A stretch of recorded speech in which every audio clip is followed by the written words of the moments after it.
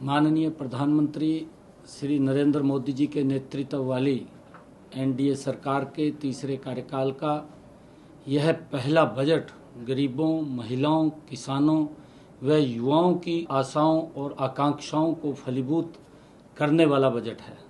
मुझे पूर्ण विश्वास है कि यह बजट विकसित भारत के निर्माण में एक नया अध्याय लिखेगा। मैं यह विकासोन्मुखी बजट प्रस्तुत करने के लिए माननीय वित्त मंत्री निर्मला सीतारमण जी को बहुत बहुत बधाई देता हूं। इस बजट में आने वाले वक्त में कृषि को अधिक लाभकारी बनाने, अर्थव्यवस्था को अधिक सुदृढ़ करने, औद्योगिक विकास को नई गति देकर अधिकाधिक रोजगार सृजन करने का विजन दिखाई देता है।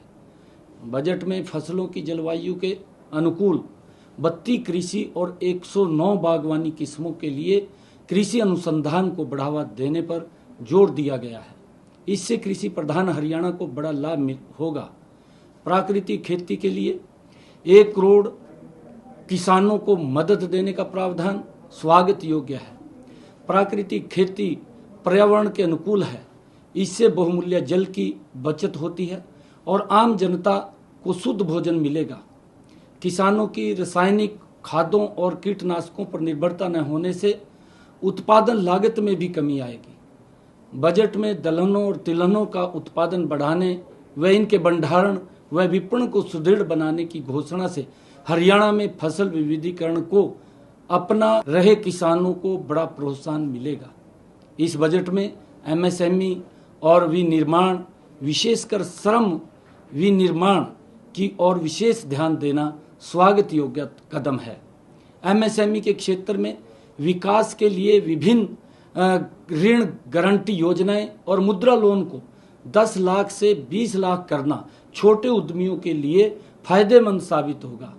बजट में रोजगार से संबंधित 3 नई योजनाओं को घोषणाओं से देश में रोजगार के नए अवसर सृजित होंगे।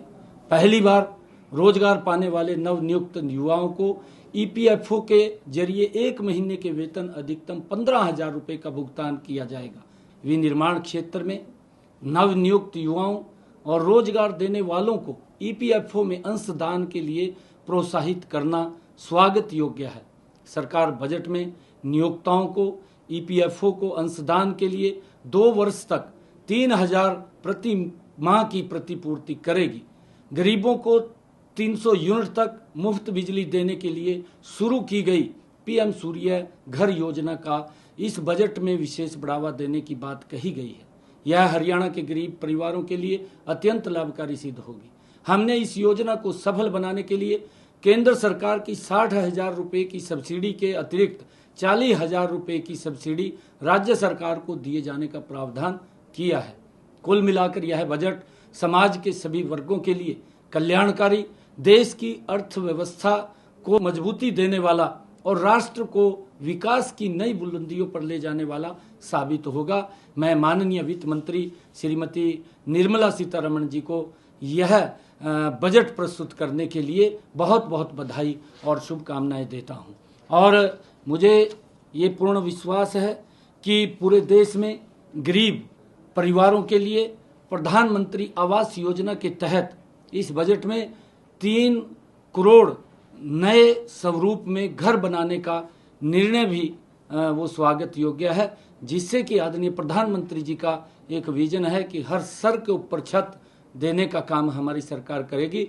उन गरीब लोगों को इस बजट के माध्यम से वो मकान बना करके देने का कार्य भी पूर्ण होगा। मैं इसके लिए आदरणीय निर्मला सीतारमण जी और आदरणीय प्रधानमंत्री जी के इस विजन को मैं बहुत बहुत बधाई और शुभकामनाएं देता हूं। ये बजट इस देश के विकास में और गति से आगे बढ़ाने वाला ये बजट है। हर वर्ग की अपेक्षाओं के ऊपर, चाहे किसान है, गरीब है, युवा है, व्यापारी है, हर वर्ग की अपेक्षाओं के ऊपर खरा उतरने वाला ये बजट है। मैं इसकी पूरी प्रशंसा करता हूं।